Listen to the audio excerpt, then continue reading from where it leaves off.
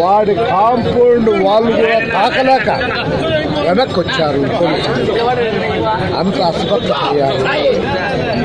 ఎంత 4:30కు జరిగితే నాకు 5:30 ఆ ప్రాంతాల్లో తెలిసి నేను ఇప్పుడు అక్కడికి పోతే ఉద్రిక్తమైనటువంటి వాతావరణం ఏర్పడుతుందని నేను అక్కడ పోతున్నా.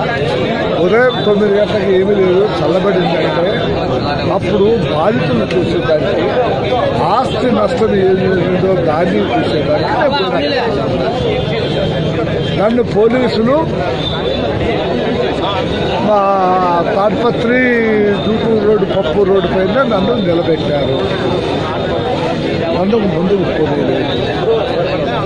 నన్ను ఎందుకు ముందుకు పోనీస్తే లేదు పోనీమన్నారు. సరేనా నేను మంది మార్బలంతో పోను.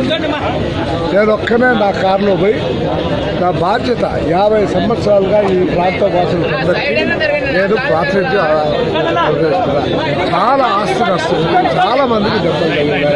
కాబట్టి నేను పోయి తీరాలంటే పోలీసులు కాదు, పోలీసులు ఉన్నారు అక్కడ పై నుంచి వాళ్ళు రాళ్ళేస్తున్నారు. ఒక్క పోలీస్ కంటే ఒక్క పోలీస్ దగ్గర, ఎస్పీ దగ్గర,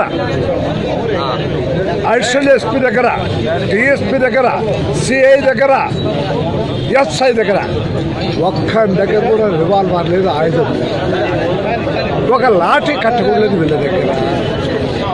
వాళ్ళేమో పైపులతో మా మీదకి వచ్చి రాళ్ళు వేసినారు. నాకు లక్ష్మీ నాకు తగలదా, మిగతా వాళ్ళకందరికీ దెబ్బలు తగిలేదు. నా దగ్గర చాలా మంది ప్రాణాపాయ స్థితిలో హాస్పిటల్ చేరున్నారు. వీళ్ళు పోలీసులు మాకంటే ముందు పరిగెత్తారు. ఇది పోలీసా లేకపోతే వచ్చా నా కొడుకులా, ఏ జాతికి సంబంధించిన వీళ్ళు పోలీసులు?